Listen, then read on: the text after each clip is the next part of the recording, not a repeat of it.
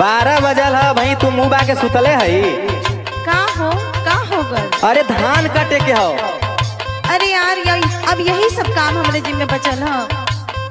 तो के करी? हम करी, तू न करबी? सुना हमार बतिया सुनला। सुनाओ। माई बाबू के अंगने रहनी कहनी एको न कमवा हो। आई बात है।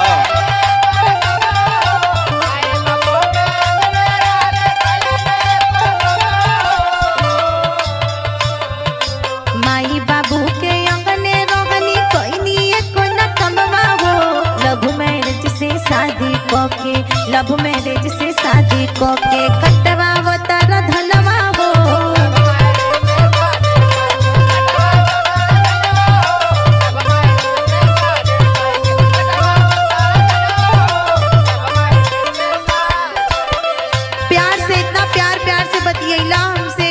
शादी ब्याह भइले के बाद अब यही दिन देखा बदलिएला है। अभी तो के पता ना हो का? हाउ देख, सुबह से वो बम्बई से हीरोइन लेके आइल हो, ओकर मेहरारू देख कटिया करतिया। अच्छा सुन, का बोला था? खेते न जही बुझती है गोरिया, कैसे होई कटियावा हो।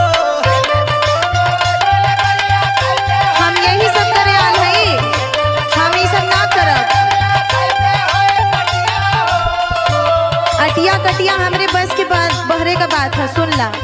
हर खेते न जही बुझती है गोरिया, कैसे होई कटियावा हो। दिन भर घरे में सुतली रहबू, हर दिन भर घरे में सुतली रहबू, तोरबू खाली खटियावा हो। ए ढेर मत बोला, समझला कि ना? हम खटिया तोरत है, बतावा।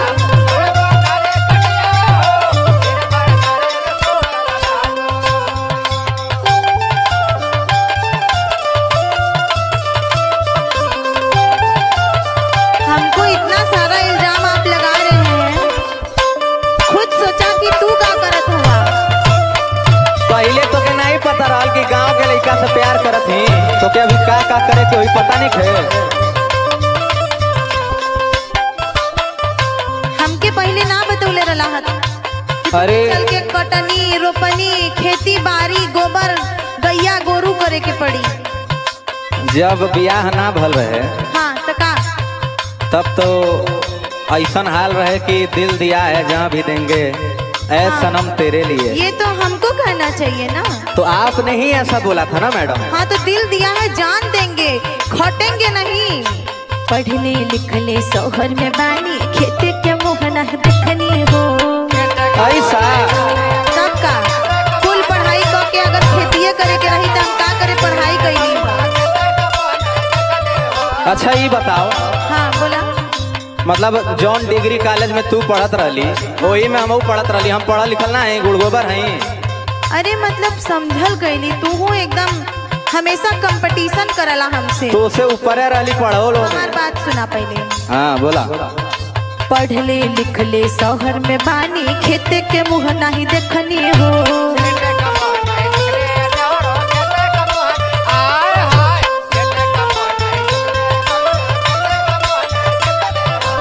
सुना हमार बात? हाँ बोला।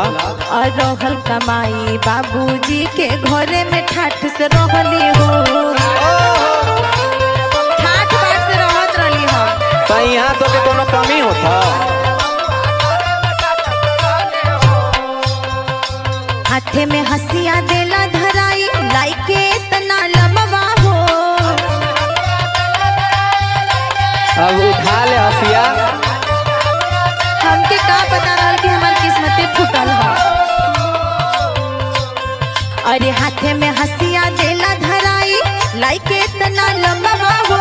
लव मैरिज से शादी कोके, लव मैरिज से शादी कोके कटवा वो तारा धनवा हो।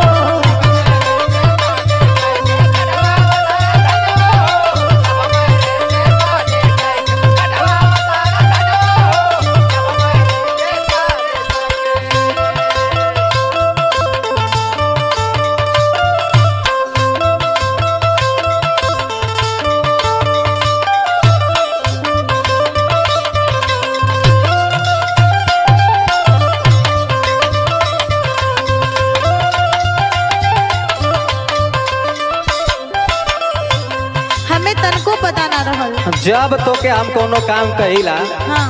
तब तोरी नफासत हम झेलीला। अच्छा मतलब घरवा का काम तू करेला का? खाली तोके देखत रहिला, खाली फेशियल मसाज करके बगल वाली से, अगल वाली से, पीछे वाली से, आगे वाली से, सबसे लड़ली। अच्छा सुन बोला। फेशियल औरी मसाज करा के देलू पड़ोसन के टक्कर हो। देबे करो। हाँ तोरे जी में यह काम है। तब नहीं तो का हम है ये इतना सुंदर है। कबो हमार गोड़ो ना दबैती तो के जानी ला हम। हर फेशियल औरी मसाज करा के देलू पड़ोसन के टक्कर हो।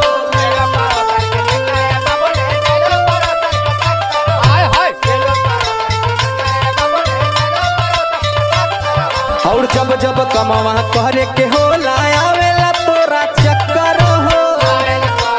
अच्छा बोलना। अब वही देखे तू 1 सेकंड बाद चक्कर खा के गिर गई, हम जानी ला तोर नौटंकी। ठीक है हो।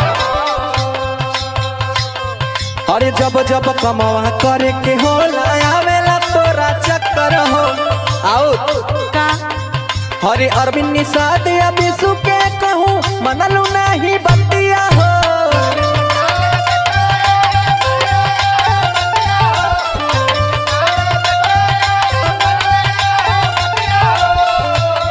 हरे अरविंद निषाद अभी सुके कहूँ मनलू नहीं बतिया हो। दिन भर घरे में सुतली रहब। अच्छा हरे दिन भर घरे में सुतली रहब, तोरा मुँह खाली खटिया हो। हमारे सुतले से तो के बहुत दिक्कत है।